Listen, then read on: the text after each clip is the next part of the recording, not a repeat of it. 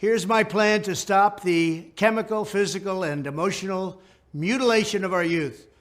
On day one, I will revoke Joe Biden's cruel policies on so-called gender-affirming care. Ridiculous. A process that includes giving kids puberty blockers, mutating their physical appearance, and ultimately performing surgery on minor children. Can you believe this? I will sign a new executive order instructing every federal agency to cease all programs that promote the concept of sex and gender transition at any age.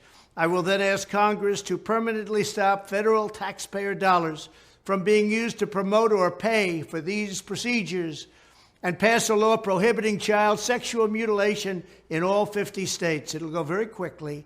I will declare that any hospital or healthcare provider that participates in the chemical or physical mutilation of minor youth will no longer meet federal health and safety standards for Medicaid and Medicare and will be terminated from the program immediately. Furthermore, I will support the creation of a private right of action for victims to sue doctors who have unforgivably performed these procedures on minor children. The Department of Justice will investigate Big Pharma and the big hospital networks to determine whether they have deliberately covered up horrific long-term side effects of sex transitions in order to get rich at the expense of vulnerable patients, in this case, very vulnerable.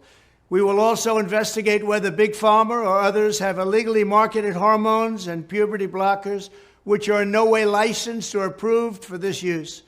My Department of Education will inform states and school districts that if any teacher or school official suggests to a child that they could be trapped in the wrong body, they will be faced with severe consequences, including potential civil rights violations for sex discrimination and the elimination of federal funding. As part of our new credentialing body for teachers, we will promote positive education about the nuclear family, the roles of mothers and fathers, and celebrating rather than erasing the things that make men and women different and unique. I will ask Congress to pass a bill establishing that the only genders recognized by the United States government are male and female, and they are assigned at birth.